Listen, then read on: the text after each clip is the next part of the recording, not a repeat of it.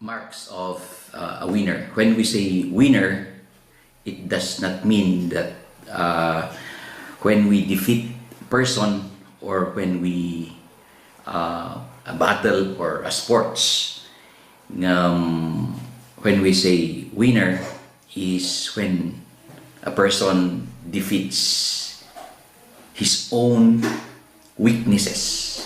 Di ma-overcome na iti trabahon iti demonyo wenno sulisog wenno mapagbaligyan na dagitoy pagkapuyan ti bagina dijay iti gusto nga winner ni Apo Diyos kuna nag-itubok ko Jeremiah chapter 29 verse 11.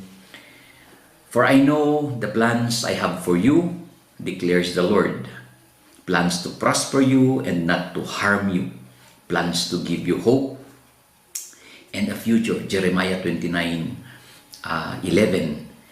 So sakbay pa nga may enak ti tao addan ti napintas nga plano ti Dios kinya tayo nakikita nan diya datoy pa lang iti ti parents tayo ni mama tayo ket addan di napintas nga plano blueprint nga in design ni Apo Dios iti tao ay nya di nga blueprint na nya di nga plano na kuna na plans to prosper you and not to harm you napintas nga plano haan nga defeated nga klaseng ti kabibiyag. But the devil says in John 10 verse 10 nga the thief comes only to steal, kill, and destroy. Ngam ti demonyo awan ti in my ditoy daga ti purpose na laang dayta is to steal, agtakaw, kill, and to destroy. Dadagala na. Di biyag ti tao, di plano ni Apo Diyos. Kinya tayo. So, kunan ni Apo Jesus, letter B, but I have come that they may have life and have it to the full. No, ti demonyo man ko, ti katakulan na ministry na dito'y dagakit. Mga alilaw, agdadaal, pumatay.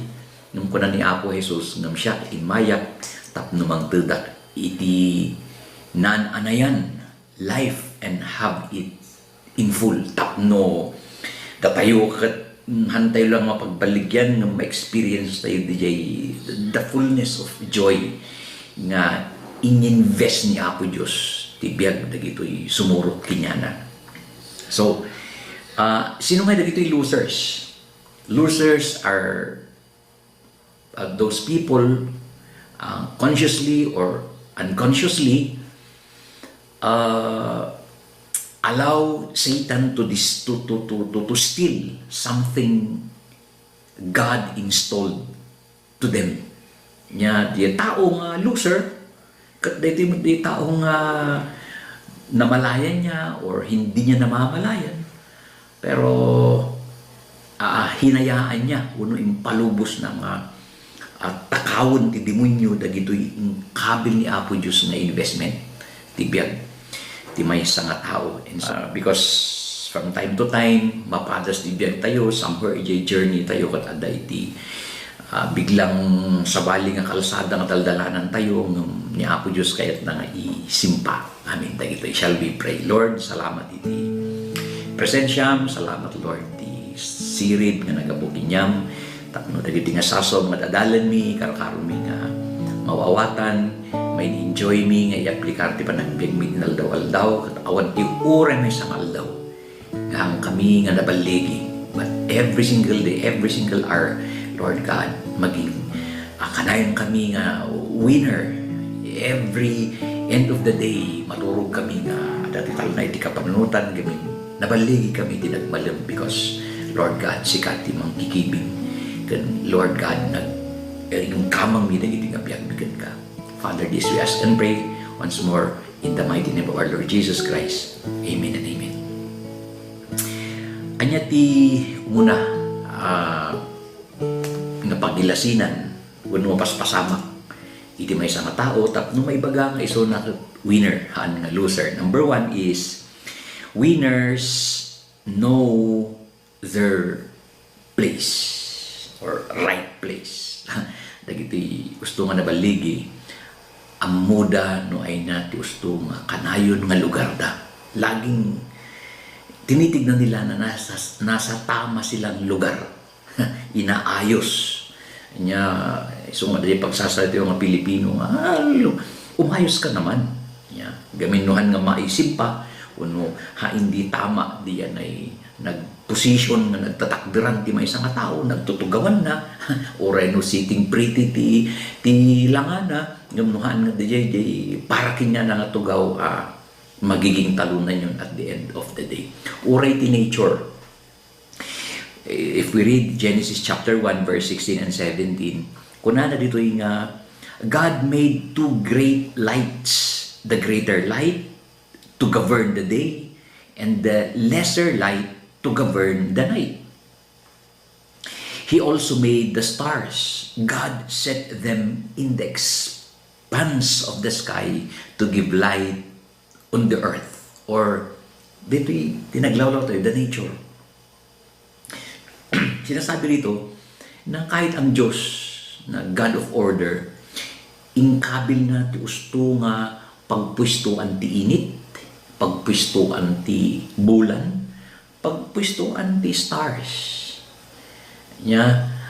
And perfect di nga lugar da.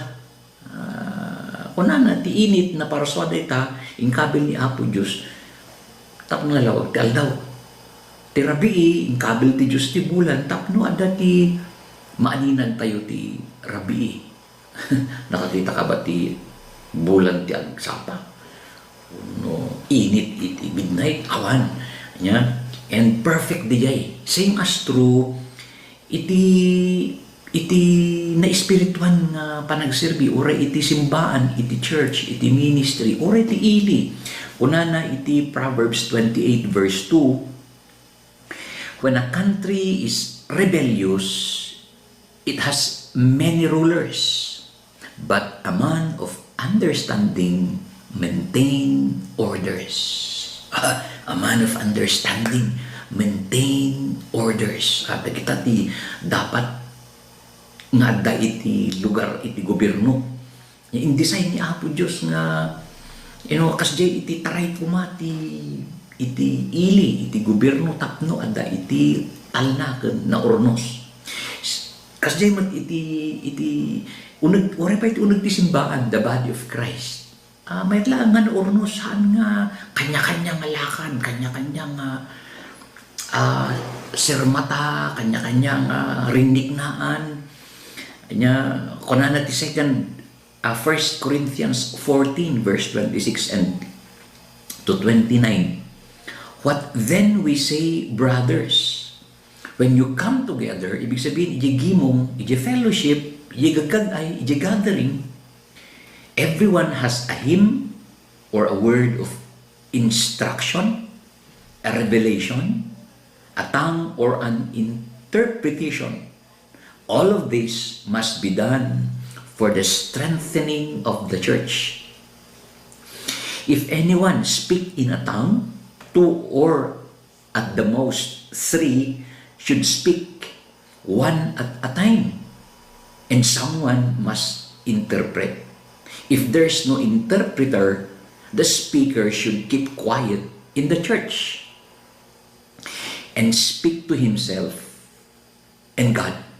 2 or 3 prophets should speak, and the others should weigh carefully what is said. Yung church dito niya, i-explicar dito ni Paul. Nga, ori di unag tisimbaan, di paggimungan mismoan. Amin dito ikat ada ko mati ornos na. Anya, magaputa, makapokpok ka, speak in tongues mo, kat oray lang, maisturbo di, kaabay mo di, tugaw, barabababa, maisturbo, distraction, nya, awanti, kwangay, awanti, hanga na ornos. Iso nga ko na maisimpa, may ornos, hanmat nga madi, dagijay kuma, basta ada iti ornos na, tamang lugar, nya, tamang di apang iso kuma ang bara-bara ang sugod ng sugod ang mabaling ako ng tawa indalang nga rin ti Apo nga agsong hidak ti talo nga oras may lugar yun. Nya tanong ko na nga talo nga oras ka nga agsunglid, awanan lugar ni pastor. Awanan lugar di Dagduma, di Busmon. So, dapat nasa tamang lugar, nasa ayos lahat. Nya kapag ka ganun yung nangingibabaw lagi sa atin, agbalin tayo mo winner. I mean, makitang ma-experience mo breakthrough after breakthrough.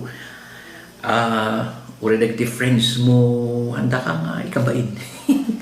Kaysa di mabain da nga ibagang gayem da si ka, unong amuda si ka, laging wala ka sa tamang lugar. Nawawalan tuloy tayo ng kaibigan. Uri iti husband and wife. Sa loob ng family, the daddy or the mom should know their place. No si kadi dad, kung nanti sa unti apo nga, si kadi panakaulo iti pamilya. Among kumati lugar mo, ore si kati ulo ti pamilya, ang amin nga lugar iti balay kat, masapul nga si ka iti bida. Same as true, iti mama, the mother of the family. Han mo agawin di lugar ni lakay mo. Iso nga ron ti boss, di ta. Han mo nga singingitanan. Ako na wives, submit to your own husband. When, iti amin nga aspeto, masakop ng pamilya. So, ada iti lugar amin, including politics. Iti politics, dapat dagito ida agraran amo damat ti lugar da. Yan o sika ni Putin, taga Russia, ang kagtartaray nga president di Pilipinas, wala ka sa lugar. Tanong si kabat ni Duterte, ang kabat magtartaray nga presidente di China, wala ka sa lugar. Dapat nasa tamang lugar lagi. Kapag nasa tamang lugar tayo, laging panalo. Yan. Or dagiti may isang simbolo o simptomas nga titao kat mangabak or nangangabak. Pangalawa is winners do not talk too much. Pakailasinan nga may isang tao kat winner, do not talk too much. In Tagalog, chismoso. Nga ado ti sa una. Nga tila ibagbagana. Hangat nga baditi ado ti sa una. Basta damat ko mati sense na may kabuluhan naman. Nga apod bulbulayong. So Ecclesiastes 5:2 unana. Do not be quick with your mouth. Do not be hasty in your heart to utter anything before God. God is in heaven and you are on earth. So let your words be few. Ure basit lang di sa ure hang natanabitab. Siguro ada ki-apply na diyan natanabitab. Diyan prayer meeting ure overnight. Sige, mabalin. Ngam dapat ure no kasi ma-filter han nga tiltila. Aminin kat ma-mention ijay minsan ti prayer meeting han nga prayer ti mangyarin chismis. So mukhang hindi maganda. Nya isudya ko na let your words be few. Kapag kagsasasasasao ka, magtanganan tila payag di karoba mo no kadwa mga mangdudungg, mawawalan ka ng kaibigan, talunan ka niyan kadwa. So pilin tayo. Kuna natin Proverbs 20 verse 19, a gossip betrays a confidence. So avoid a man who talk too much. Avoid a man who talk too much. Talagamot nga kasi diyan. Ano nga ti tao nga. Amo pa kaya't mga sabatanin. Gamin nagdamag ka lang ti may salang sa lunsod mo ngayon nga ako naman lang ako. Kumusta? Apo. Isongbat na ko. Ay apo. Kagabok nga yung ospital. Kat maopera ka mo ti. Dahito ka no. Bangir ti lupok. Kat apo ka sa pulak ti kwarta at tumarayon. Ti kaya't tayo lang madenggan ko masumbat kat kumusta kat di sumbat kat mayat ng idikalma di lang kumatiket yung madenggan ng baganan amin ti kulay ti batunis ti bado na kas kada problema na tatakbuhan ka ng tao. So, sabayan pa ng reklamo niya, no, ti tao kat reklamador, awan, basta masabat mo kat ti kanan nga ibaga na kat, ay apo nila kay ko di Pilipinas, ay apo. Puro problema ti bagbaga na. Wala kang mauubusan ka ng kaibigan. So, pangatlo is winners do not trust easily. Yung talagang panalo sa buhay, hindi agad-agad nagtitiwala. Ang madagos nga no Tagalog kumakatan ngayon analakang mauto. Hindi agad-agad madaling nagtitiwala. Masayang ang isang tao nagtitiwala. Dapat lang ang isang Kristiyano is marunong magtiwala. Pero ang sinasabi ng Biblia, huwag madaling magtiwala.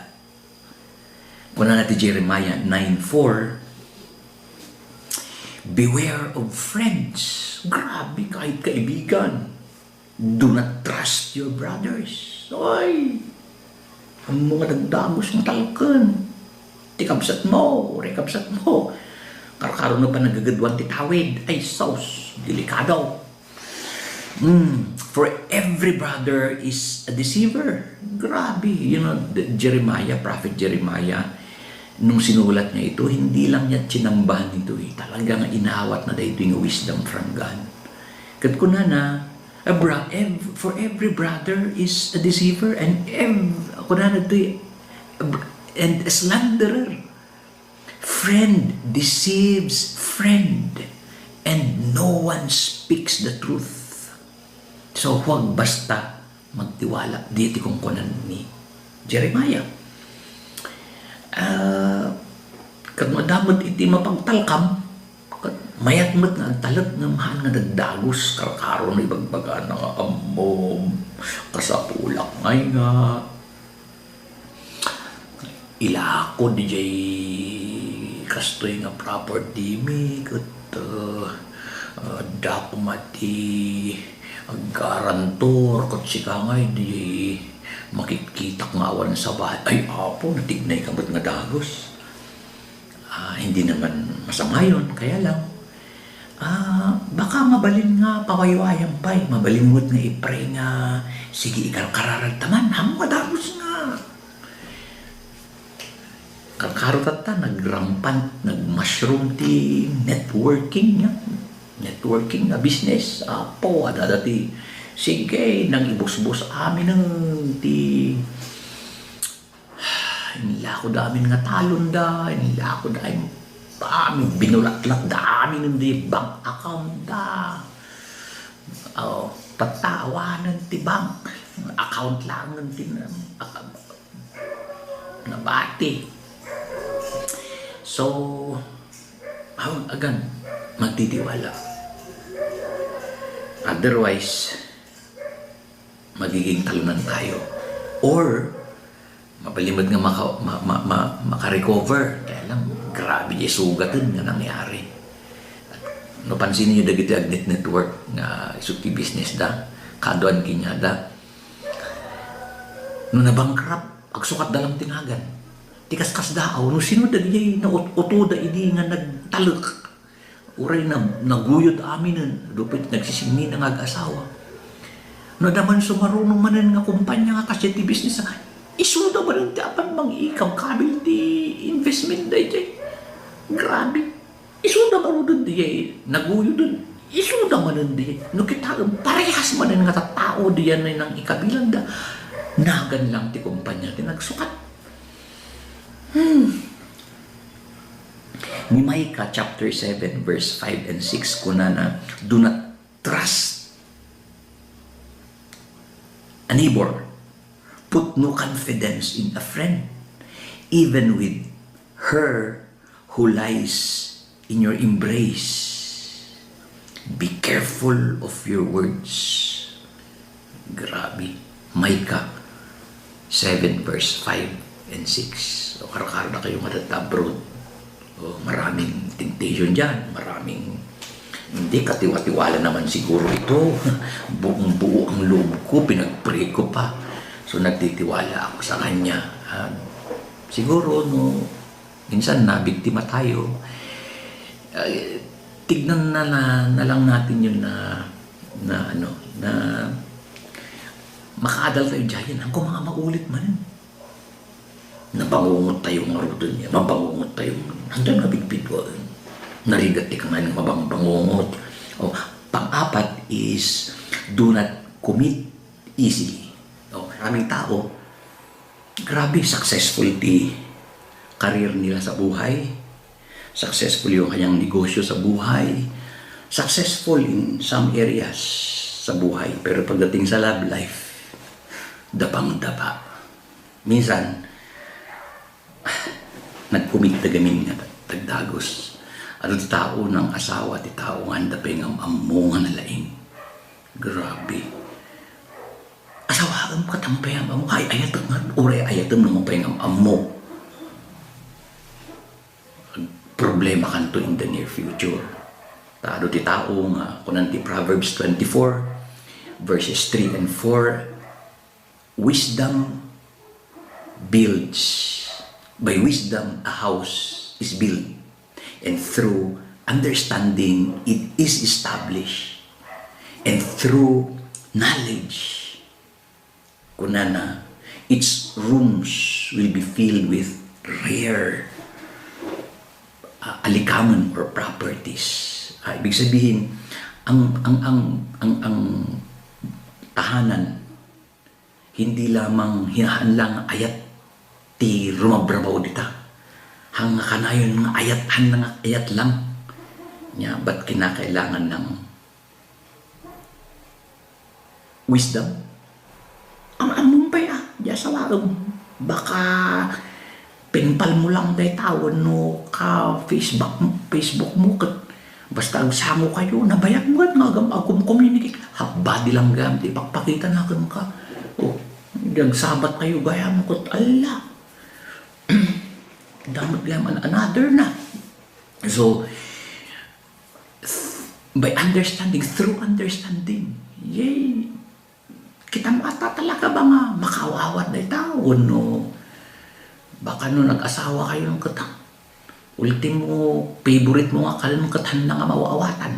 Ang nga kayat nga awatan. Di kayat nga laang ti masurot. Ay, problema. Wisdom is application. Understanding is comprehension. Yung panakaawat. And knowledge is information. Yeah, masapol ang i-apply mo di information nga naamuam. Nga napnuan iti atidog na kordon, panakaawat. Yan, di ko nang dagiti masisilid nga pupuraw nga, how can I apply things that I do not understand? And how can I understand things that I do not know?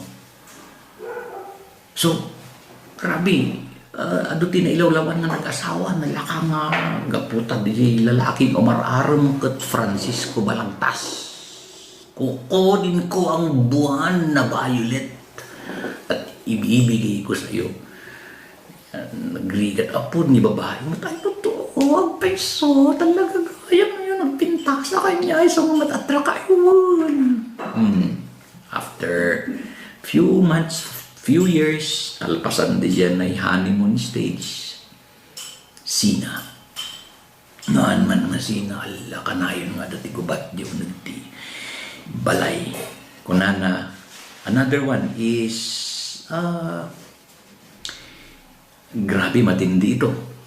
Ano dagiti madaling nagkukumit, agkumit da. Inya, nalakad na nga yung malalukoy, di karirik na. Dati may offer kinyada. Proverbs 11:15, kung na he who puts up security will surely suffer. O sa sinuman nga garantor, garantisado, mag-garantor ti utang, ti maging utang. O no, biso na ti mang itakder, iti Han nga dapat nga takdiran ko ma. But whoever refuses to strike hands in pledge is safe. So, narigat ka gargaran to, no nailawanan tayo, idi, yung muna nga aramidin tayo. Aramidin tayo, amin ti pamuspusan nga, makatakas tayo, kunan ti Proverbs 6 verses 1 to 5. Kunan na, my son, if you have put up security for your neighbor, naggarantor kami. Naggarantor tayo, di may isang gayem mo no karuba. If you have struck hand in pledge for another, and if you have been trapped by what you said, ensnared by the words of your mouth, then do this. Dahil pitaramidam, wanda kay di nga kumunoy, tapon sila na kumunoy, di biyan di ay. Wala na, my son, kunana, this is, then do this, kunana, to free yourself. Wayam ti bagim, dapat mailapsot ka ditang tagdagos since you have fallen into your neighbor's hands. Go and humble yourself. Press your plea with your neighbor. Allow no sleep to your eyes, no slumber to your eyelids. Free yourself, kunana, like a gazelle from the hand of the hunter, like a bird from the snare of the fowler. Grabe. That guarantor is not wise. And so, agapay mo ti remedyo, kung nanti sa ti apo, kung nadapay mo ti mabalin tayo maramidan, tanong may lapsot tayo, ijay. Otherwise, we will suffer. So, another mark of a winner is winners avoid offending people.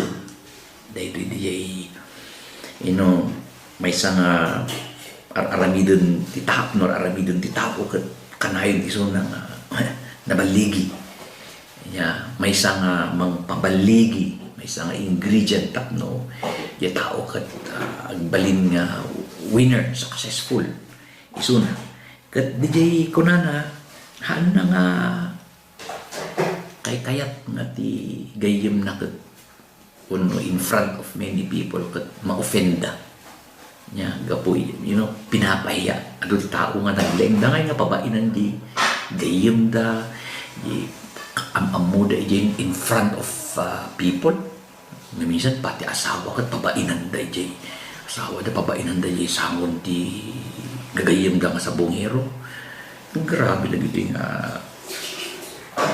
kita nyo digay sa bungero di sudal but anyway Matthew chapter 17 verse 24 to 27, kunana, after Jesus and his disciples arrived in Capernaum, the collectors of 2 drachma tax came to Peter and asked, don't your teacher pay the temple tax? When Peter came into the house, Jesus was the first to speak.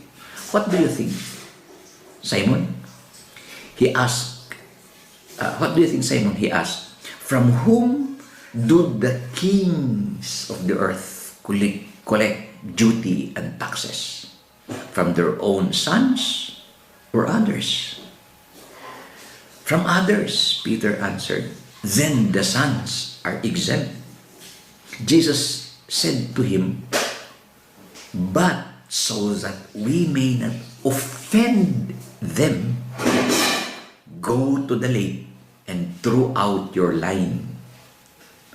Take the first fish you catch, open its mouth, and you will find 4 drachma coin. Take it and give it to them for my tax and yours. Niya po Isus mismo di, ang nangakayat nga ma-offend. Tapno lang hang nga ma-offend.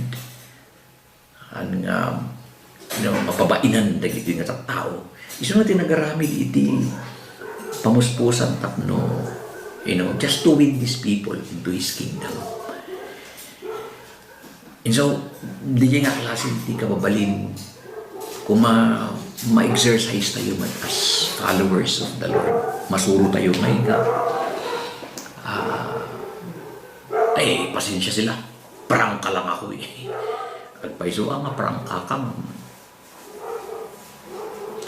dita pagiging prangkamakat isot ang kaiyapunan na gito. So nga, basit tigayim mo, no, awan tigayim mo, no, awan timang isakitkan ka, talunan sa buhay. It's because of this. So, pwede natin iwasan yun. Pang-anim is winners make themselves useful. Mga dagito'y nabaliging na tao, handa nga kaya't nga maging idol. Iti Ilocano, awan ti anak ti Diyos, one winner nga sadot. Amin deta, isulat yung Arabi, may action. Niya mayroong ginagawa. 2 Corinthians 11:9 kunana. And when I was with you and needed something, I was not burdened to anyone. For the brothers who came to Macedonia supplied what I needed. I have kept myself from being a burden to you in any way and will continue to do so. Ibig sabihin, hanga kayat ni Paul, anya uray no amunang aduti mabalin nga tumulong, makatulong kinyana, yung anak kayat nga padagsen, anak kayat nga pa-burden. And many people, uray Kristiyano nga mga idikliktir nga Kristiyano, yes, asa da ka na yung biyagda, nakuntinto da niya, risibunda nga, ipawpawit ti adan mang ipawpawit kinyada. Anda nga trabaho, ay, kababain mo nga kayat ni Apo Diyos ti SADOT, super SADOT, mga kayat di. So nga 2 Thessalonians chapter 3 verse 6 kunana, in the name of the Lord Jesus Christ, we command you, bilin da ito kunana, brothers, to keep away from every brother who is idle. Adayuan nyo, dagiti tao nga sadot, dagiti tao nga ubla. Tignan nyo yung mga taong ayaw magbanat ng buto. Laging talunan. Yung kita nyo, urin na gijay, awan adal na, nababati adal na, hindi mataas yung pinag-aralan, pero dahil masipag sila, successful na.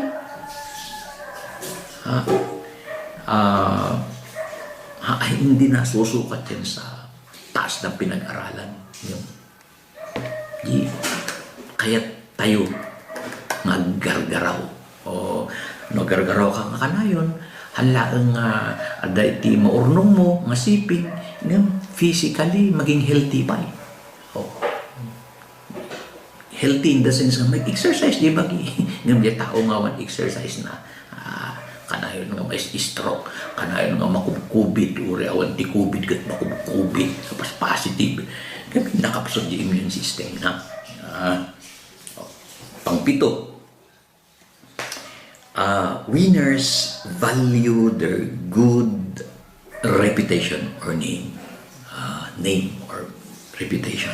Dagiti winners value and banuran dangay. DJ nagan. Un DJ, kunana iti Proverbs 22:1. A good name is more desirable than great riches. To be esteemed is better than silver or gold. Grabe. Ang mga winner kapag naririnig lang yung pangalan nila, uy, makabindisyonan ngayon niya. Uy, may umigayang ni Kastoy. Uy, urayan tayo. Takwa. Ay, baka pa, pangalan mo pa lang, nagiging blessing na. Pero kapag iba yung umay ni Kastoy, ay iso, pumanawak nga rin, tapaka maabutan na tayo sa grabe. Pwedeng, it's a choice, adakin niya tayo. Kung gusto nating magkaroon ng magandang pangalan at alagaan yun, or pwede rin namang makapasarwa managan. Kaya tayo. Yung kunan ni Ecclesiastes, the wisest man on earth, Solomon kunan na, a good name is better than fine perfume, and the day of death better than the day of birth. Grabe. So nga dagito'y mga winner hanggang kamatayan. Makikita nga, adugayim na. Ado ti makilamay. Grabe. Ado ti,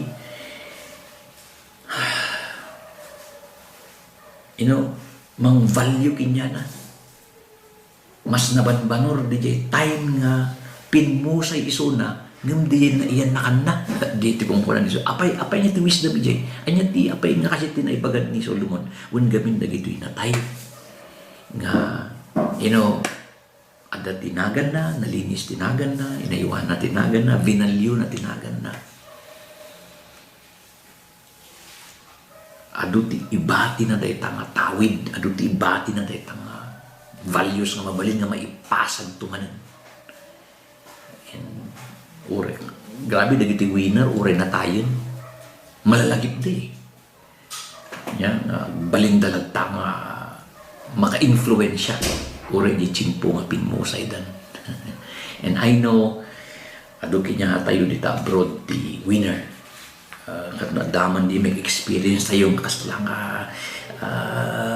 medyo talunan tayo, maraming pagsubok sa buhay na minsan nag-give up tayo.